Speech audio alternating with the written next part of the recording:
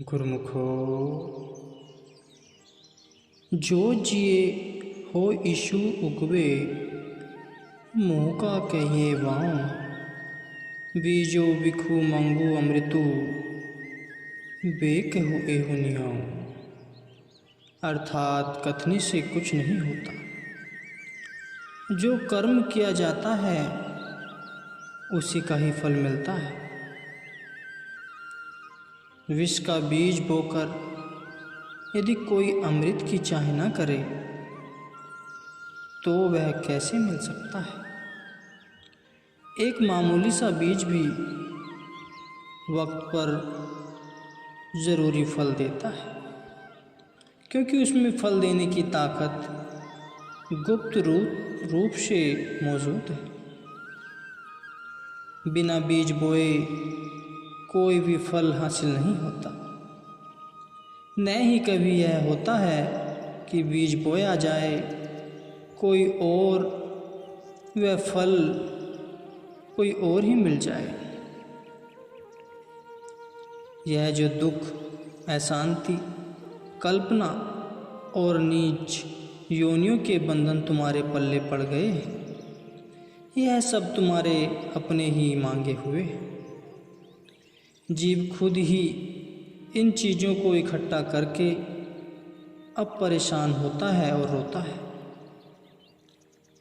इसी दुख, अशांति, कल्पना और नीच योनियों के बंधन से मुक्त होने के लिए ही जीव ने स्वयं मानुषी देही की प्राप्ति की इच्छा की थी तथा यह वचन किया था कि मानव देही की प्राप्ति करके नाम स्मरण तथा भक्ति की कमाई करके नीच योनियों के बंधन से छूट जाऊंगा। चाहे इसे अब वह वचन वायदा याद न हो।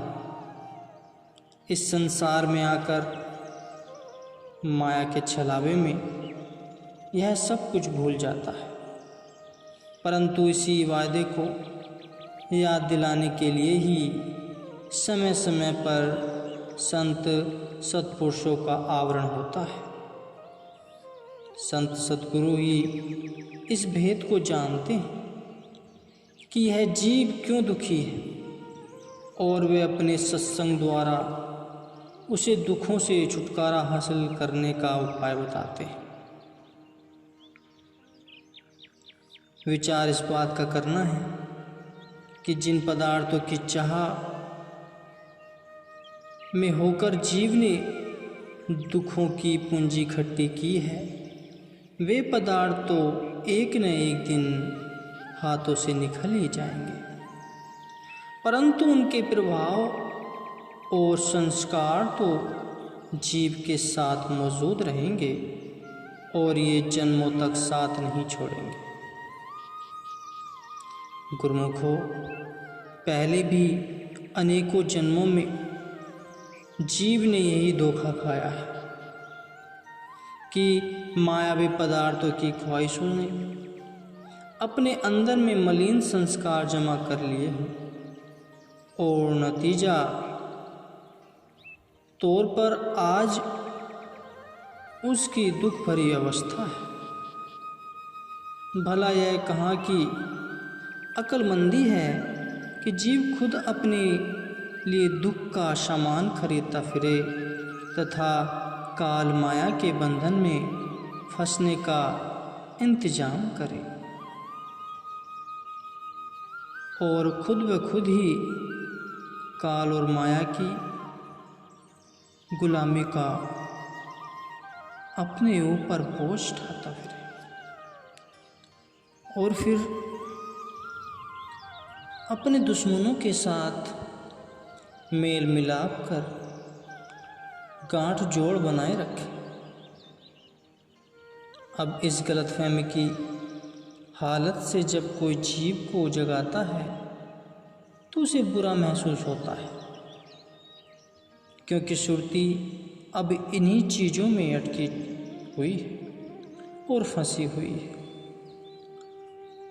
अब इन्हें छोड़ना बुरा लगता है और अब वही काल माया की गुलामी ही जीव को पसंद है, अर्थात राश आ चुकी है, परंतु संत सद्गुरु नहीं चाहते कि यह जीव माया का गुलाम बना रहे और वे इस गुलामी से छुड़ाना और आज़ाद कराना चाहते हैं। भोला जीव समझता है कि मायावी पदार्थों को हासिल करके मैं उनका मालिक हो गया, किंतु यह सख्त गलतफहमी है। उल्टा जीव तो खुद उन मायावी पदार्थों का गुलाम बन गया है और उनके कब्जे में आ चुका है, फिर भी गलती से अपने आप को माया का मालिक समझता है। यही धोखा है, गलती और गुमराही है। गुरुमुखो, जब कोई शख्स दुश्मन के कब्जे में पड़ जाए तो फिर भला दुश्मन अपने कब्जे में आए हुए दुश्मन को क्यों सुखी रखने लगा, यह सोचने की बात है। अब जीव की यह हालत है कि इस गुलामी और बंधन से छुटकारा या मोक्ष हासिल करने का तो कभी ख्याल ही पैदा नहीं हुआ। उल्टे मायावी गुलामी का जुआ अपने कंधों पर मजबूती से जमाए रखने की ख्वाहिश अंदर में मौजूद रहती है। अब इसे चाहिए कि काल और माया की गुलामी से आज़ाद होने के लिए संत सद्गुरु की आज्ञानुसार सेवा करें। अपने आप तो यह जीव काल और माया की गुलामी से आज़ाद होने से नहीं बच सकता, अर्थात अपने आप ऐसा नहीं हो सकता। यह तो केवल संत सद्गुरु ही हैं जो जीव को इन जबरदस्त बंधनों से छुड़ा सकते हैं। गुरुमुखो, संत सद्गुरु जीव के ख्यालों का रुख बदलते हैं, क्योंकि अब यह जीव काल और माया के मुकाबले में आया है और इस मुकाबले के लिए उसे ताकत इकट्ठी करने की ज़रूरत है। इसलिए अब इसे अपने ख्यालों का रुख पलटना होगा। कर्म तो वही करेगा, केवल भावना का रुख बदलने देने की ज़रूरत है।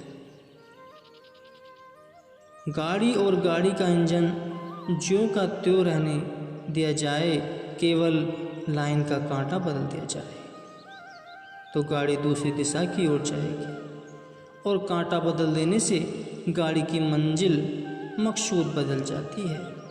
इसी प्रकार जीव के ख्याल या भावना का रुख बदल जाने से जिंदगी का मकसद और ध्येय भी बदल जाएगा।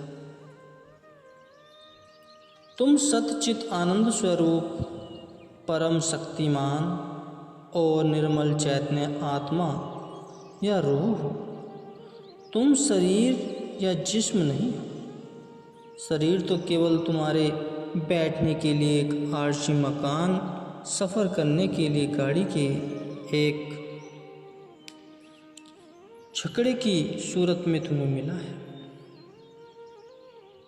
इस छकड़े या गाड़ी का रुख पहले दुश्मनों की तरफ है, अर्थात यह काल और माया की तरफ जा रही है। यह गाड़ी जो पहले 84 लाख योनियों और नरकों की ओर दौड़ती जा रही है, अब इसका रुख बदलकर संत सद्गुरु की तरफ कर दो।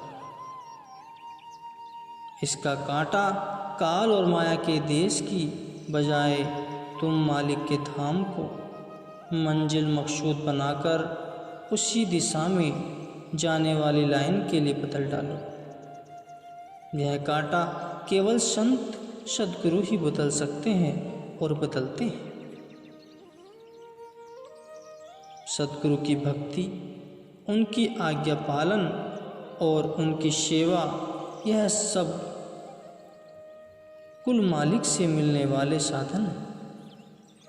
और मायावी पदार्थों का प्रेम काल और माया से मिलता है।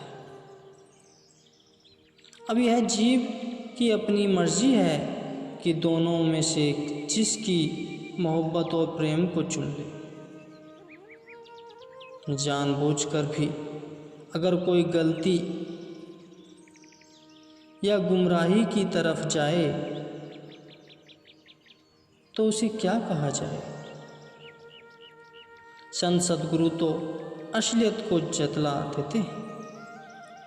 असलियत को समझकर भी अगर कोई न समझे तो उसकी मिसाल ऐसी है कि जैसे कोई इंसान हाथों में दीपक लेकर कुएं में जा गिरे।